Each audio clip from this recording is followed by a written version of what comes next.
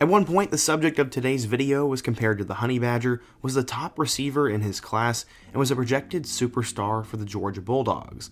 Unfortunately, after an insane high school career, the subject of today's video never ended up panning out, spent time at 3 different schools, and was not even drafted.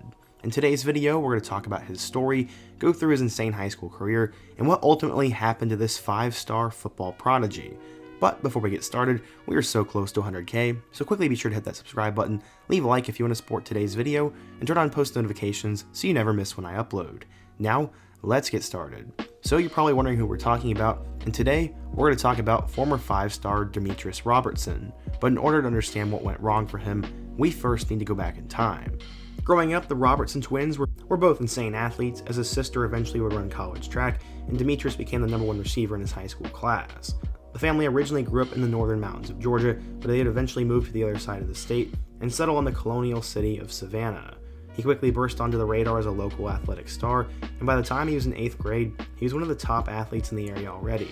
He had originally played for Savannah Country Day High School before eventually transferring to Savannah Christian Prep. Robertson quickly became one of the best sophomore players in the nation, as he gained interest from a ton of major programs, including the best of the best. Despite being a part of the class of 2016, in 2014, Robertson decided to commit early, pledging to the Alabama Crimson Tide over UCLA. His head coach said, quote, "I'm very excited for Demetris. He's worked really hard to earn all the opportunities that have been presented to him, and this will allow him to relax and focus on football." But what kind of player was Bama getting in Demetris? Well, at the time, he was compared to the Honey Badger and was actually the #1 ranked athlete in his class. On both sides of the field, he was a star. He had 90 tackles on defense and caught 36 passes for 556 yards and 6 scores on offense. Bama's staff was so high on him that they thought he could play either defense or offense, but for now, he would still have 2 years of high school left to play. It's also worth noting, at the time, his main recruiter was defensive coordinator Kirby Smart. Demetris would continue to dominate both on and off the field, and he would visit college programs, but after the 2016 season, everything would change for him. After Mark Richt flamed out at Georgia, the Bulldogs decided to hire Kirby Smart, and this would change everything.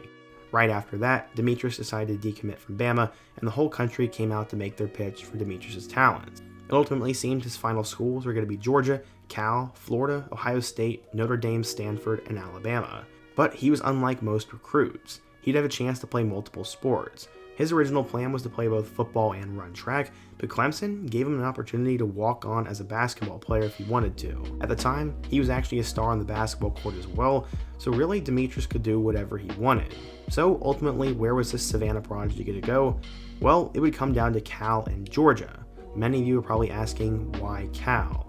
At the time, the Golden Bears were not known for developing stars or landing 5-star players. It seemed academics were the most important thing for Demetris. Because of that, and Cal's ability to make him the guy, Cal was actually a pretty good situation for him. Cal ended up not being such a long shot after all, as he decided to shock the college football recruiting world and commit to the Golden Bears over the Bulldogs, despite Kirby Smart's relentless efforts to keep him home at Georgia. He also apparently dreamed of going to Stanford, but he did not have high enough SAT scores to get in. Ultimately, Cal was the best option for him and his goals. He said, quote, "I always told myself I'd rather have $1 million business than a $1 million contract in the NFL." At the time, some Georgia fans were outraged, but he was happy to go across the country to Cal, saying he was confident in his choice and felt at home. He said, quote, "When I went there, it felt like home. Me and the coaching staff have a great relationship. Ultimately, that's what I felt was the best thing for me, and I'm going to be homesick, but I'll get over it. I want to do the best thing for me and my family, and I know what my future holds and what I want for my life." By this time, he was a 5-star recruit and had a huge senior year. In his final season, he ran the ball 107 times for 1,043 yards and 9 touchdowns, and also had 126 yards and a touchdown through the air. On defense, he played safety, finishing with 41 tackles, 2 picks, and 1 pass deflection, despite opposing offenses doing everything they could to keep the ball away from him. He also played 4 years of high school basketball and was such a good track runner that he was named the Track and Field Player of the Year in 2015 for the state of Georgia. The guy was truly an insane athlete, and scouts totally agreed. 24/7 Sports listed him as a 5-star recruit, the #1 wide receiver, and the 13th best player in the class of 2016. So, how did he ultimately do at Cal? Into his Cal career, Robertson was obviously the biggest recruit since Keenan Allen, but would he have a Keenan Allen type career for them? Well, let's take a look. The first question Cal would need to address is who would be their quarterback. Jared Goff had recently been taken with the number 1 overall pick, so the Golden Bears went out and got Texas Tech transfer Davis Webb. This was a huge get for Sonny Dykes and a great player to be throwing Demetris the ball. During his freshman year, Demetris was up and down. Against San Diego State, he caught 4 passes for 81 yards and a touchdown, and had a couple moments where he was brilliant. He had 4 catches for 103 yards and 2 touchdowns in a loss to Arizona State, and then had 97 yards and 2 touchdowns in an upset victory over number 18 Utah. From there, he'd also have a touchdown against Oregon, had 9 catches for 92 yards against USC, and then had a statement game against Washington State. In that game, he caught 6 passes for 141 yards and a touchdown. While Robertson had a decent season, Cal really didn't. The Bears ended up going 5-7, but Robertson was not disappointing. He ended up catching 50 passes for 767 yards and 7 touchdowns, and was named a freshman All-American. In 2017, things would get off to a disastrous start, as he would only appear in 2 games before he would ultimately get hurt. Robertson elected to have surgery to repair a lower body injury, and this would end both his sophomore campaign and his Cal career. After the season was over, he decided to enter the transfer portal, and many knew exactly where he was going to go. Because of him being homesick and wanting a fresh start, Robertson decided to go to Georgia. When he arrived there, he was immediately compared to Mecole Hardman, and UGA fans were hoping that their 1 year with him was going to be special. They pretty much assumed that he was going to be good enough to leave for the NFL, and that he'd be the number 1 option for the Bulldogs offense. So how did his Georgia career end up working out? Well, going into 2018, Jake Fromm was the starting quarterback for Georgia, and there were a couple of decent receivers on the team.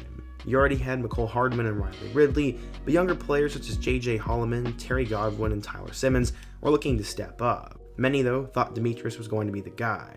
How did that end up going? It didn't go well. While Robertson did appear in 9 games, he did not catch a single pass and pretty much had no impact. He had 1 run for 72 yards and a touchdown against Austin Peay, but that was all he did in 2018. It was an extremely disappointing season. I don't really know why he didn't play. I guess he just wasn't good enough. Going into 2019, he was once again projected to break out, but there really wasn't that much improvement. He got off to a hot start with back-to-back touchdowns against Vanderbilt and Murray State, but then he would cool off for the remainder of the season. His best game of the year would come in a loss to South Carolina, as he caught 5 passes for 51 yards and a touchdown. They ended up losing to a bad Gamecocks team at home after Rodrigo Blankenship hooked the field goal. He also did catch 4 passes against LSU in the SEC Championship game, but really he was just a role receiver. He caught 30 passes for 333 yards and 3 touchdowns, and many were wondering why Demetris Robertson had not panned out to this point. Going into 2020, it looked like it was going to be his last season, but he would end up being gifted an extra year of eligibility. Georgia didn't really use him, as in 5 games he finished with 12 catches for 110 yards without a touchdown. His 3-year Georgia career was extremely disappointing, but because of that extra year, he would have one final opportunity to try and live up to the hype. He said, quote, "The reason why I transferred from Georgia was to capitalize on my opportunities and just put my own opportunity in my hands and play for a program where things fit me best." Ultimately, as you could probably guess, Robertson entered the portal and eventually ended up at Auburn. He went there because of offensive coordinator Mike Bobo, who recruited him to Georgia, head coach Brian Harsin, and the chance to play at a high level in the SEC. Ultimately, Robertson didn't have a horrible season. He got off to a hot start as he had 2 touchdowns in week 2, and then caught 5 passes against Penn State in the whiteout game. After that, he had a season-high 6 catches in a road victory over LSU, had 4 catches for 60 yards against number 2 Georgia, and then had 2 catches for 81 yards and a touchdown in an upset victory over number 17 Arkansas. Through his first 6 games, Robertson was actually producing and was starting to get himself on the NFL radar. From there, he'd helped them beat Ole Miss, but he was pretty under the radar the rest of the season, as once Auburn started to struggle, so did he. He ended up getting a touchdown against South Carolina, but that score against the Gamecocks would be the final score of his collegiate career. After catching 2 passes in their bowl loss to Houston, he finished the year with 37 catches for 489 yards and 4 touchdowns, with 1 more score on the ground. In 6 years, Demetris Robertson's best season was as a true freshman, and he never really got things going at Georgia, and was just okay at Auburn. Still though, because of his experience and his talent coming out of high school, an NFL team was probably going to take a chance on him, and he was offered an undrafted free agent deal by the Seattle Seahawks.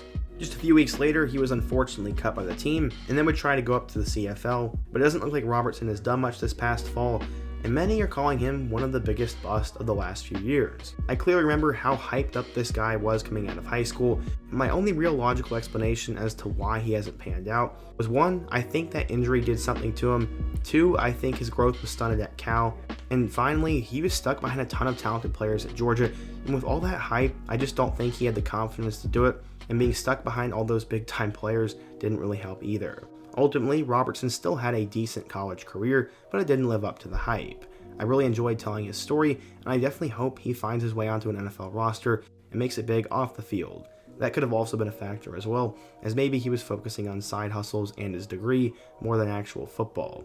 Ultimately, we don't really know though, but he was an awesome player to watch in high school. What do you guys think though? Why was Demetris Robertson a bust? Who's another big time recruit I could take a look at next? And what player, topic, team, or situation can I cover in my next video? Be sure to let me know down below, leave a like if you want to support today's video, subscribe if you're new, and check out all my other videos on the end screen. Hope to see you guys again soon, but until next time, peace.